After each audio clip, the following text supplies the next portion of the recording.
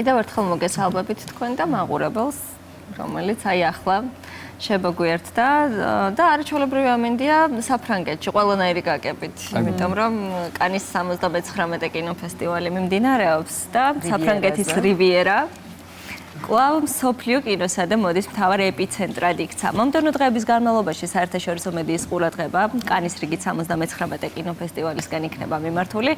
ერთ-ერთი ყველაზე მნიშვნელოვანი კინომოვლენა გრანდიოზული პრემიერებით გაიხსნა წითელ ხალიშაზე. კვლავაც ვიხილეთ ისეთი გამორჩეული სახეები, როგორებიც დემი მური, ჯეინ ფონდა, ასევე ჰაიდი კლუმი არიან. აღსანიშნავია, რომ კანის კინოფორუმი ყოველთვის ახერხებს ხოლმე თავი მოუყაროს წლის ყველაზე მნიშვნელოვან საავტორო ფილმებს. ამიტომაც არის რომ ღონისძიების მთავარი ჯილდოს ოქროს პალმის რტოს მფლობელები ძალიან ხშირად ოსკარის ლაურეატებიც ხდებიან ხოლმე და ერთგვარ რეპეტიციასაც ეძახიან ამ მოვლენას. სხვათა შორის წლევანდელი ფესტივალი ყურადღების ეპიცენტრში ეგრეთ წოდებული დრეს კოდის გამკაცრების გამოც მოექცა ორგანიზატორებმა სტუმრებს საკმაოდ მკაფიო მოთხოვნები დაუწესეს. კანის 2026 წლის წითელ ხალიჩაზე აკრძალულია ზედმეტად გამჭვირვალე მოშიშვლებული სამოსის მოცულობითი კოსტიუმებისა და სპორტული ფეხსაცმლის დაარება.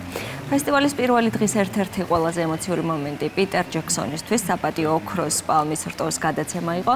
ბეჭდების მბრძანებლის რეჟისორმა ჯილდო კანის კინოს განვითარებაში შეტანილი განსაკუთრებული წვლილისთვის მიიღო. პრიზი მას ელაიჯა ვუდსმა გადასცა, რომელმაც სცენაზე ასვლისას თამამად განაცხადა, რომ ჯექსონმა ფენტეზის ჟანრი სამუდამოდ შეცვალა. სხვათა შორის მას ახალ ზელანდიაში ტურიზმის განვითარებისთვისაც თუ გადასცემენ ჯილდოს არ იქნება ორიგო, რადგან სწორედ ბეჭდების მბრძანებლის პირველი ფილმის გამოსვლის შემდეგ ჰობიტონს არაერთი ტურისტი სტუმრობს.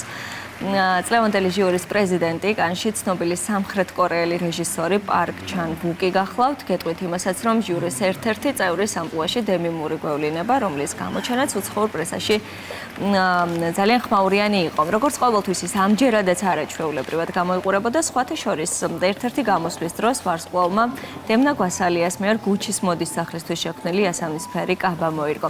მართალია ხდებოდა უნდა რა არ უხდება? ხო, იმიტომ რომ არაჩვეულებრივი ფორმაშია და კიდევ ერთხელ ვიტყვი რომ 63 წლის არის ეს კალი და ალბათ რაღაცა რეკორდებს ხსნის. აი წარმოუდგენელია სადმე გაიშალოს წითელი ხალიჩა და იქ დემნას ხელი არ ერიოს რომელიმე ნამუშევარში. ხო, უბრალოდ მივეჩვიეთ ამ ყველაფერს და აღარ ჩვეულებრივი ამბავი გახდა ჩვენთვის. დღეს. მოკლედ მართალია დემი მურის ჩაცმულობა კანის კინოფესტივალის ორგანიზატორებმა საწყის ეტაპზე ზედმეტად თამამადაც მიიჩნიეს, რის გამოც მსახიობი კრიტიკის ქარცეცხლში მალევე მოექცა, თუმცა მოდის ექსპერტებმა აღნიშნეს, რომ ის საკმაოდ დახვეწილ ფორმაში იყო.